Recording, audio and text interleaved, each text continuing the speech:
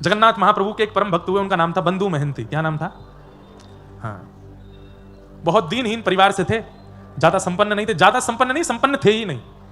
ऐसी परिवार की स्थिति थी कि भिक्षा मांग करके पाते थे, और जो आ जाता था उसी में पत्नी बच्चों को पवाते थे। लेकिन इन्होंने अपने घर में एक नियम बना रखा था। क्या? अब एक एक दो दो दिन तक भोजन तो बनता नहीं था घर में, तो पत्नी बच्चे इनसे लड़ते थे कि तुम कुछ करते क्यों नहीं हो।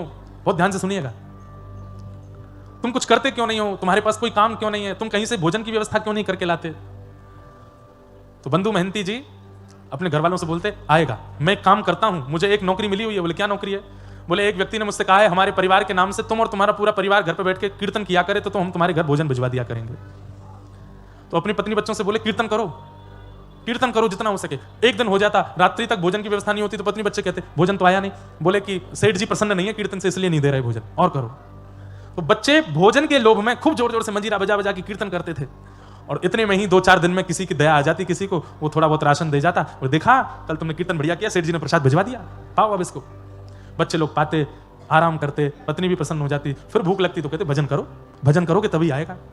तो भजन का लोभ दे करके पत्नी बच्चों से भोजन का लोभ दे के भजन करवाते थे।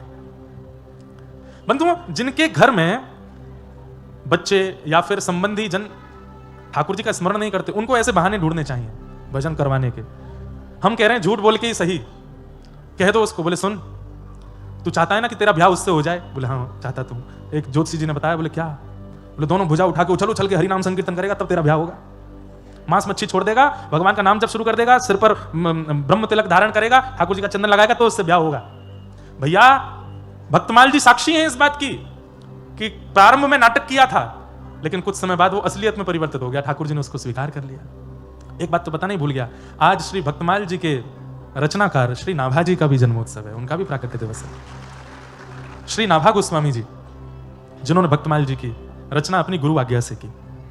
तो अगर घर परिवार खानदान में मित्रों में कोई व्यक्ति अगर भजन साधन से दूर है, तो भले झूठ बोल के सही, किसी बात से डरा धमका करके सही, अगर भजन करवाना हो तो करवा लिया कीजिए। राजी राजी करे तो अच्छा नहीं, डरा के करवाओ, कैसे भी करवाओ। भैया बहुत खतरनाक समय आने वाला है, और आप लोग जिस बंगाल की भूमि में रहते हैं, कई बार कमल जहां खिलते हैं आसपास कीचड़ ही होती है। भले ही नाम का प्रचार इसी भूमि से हुआ है, पूरे विश्व को नाम गाना बंगाल ने सिखाया है, पर कभी कभी बंगाल की स्थिति देख करके बहुत पीड़ा होती है चित्त में।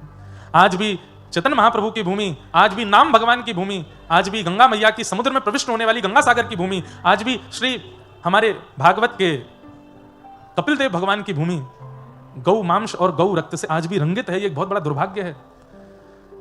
इसलिए आप जिस क्षेत्र में रहते हैं वहां पर अधर्म की श्रेणी भी बहुत ऊंची जा रही है।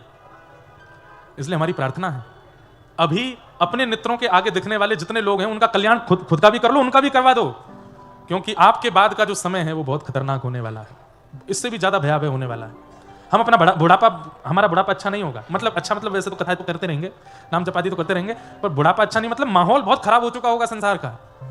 इसलिए अभी जितना हो सके भजन कर लो, नाम कर लो, ठाकुर जी का ध्यान कर लो। तो बंधु महंती जी अपने घर के सदस्यों से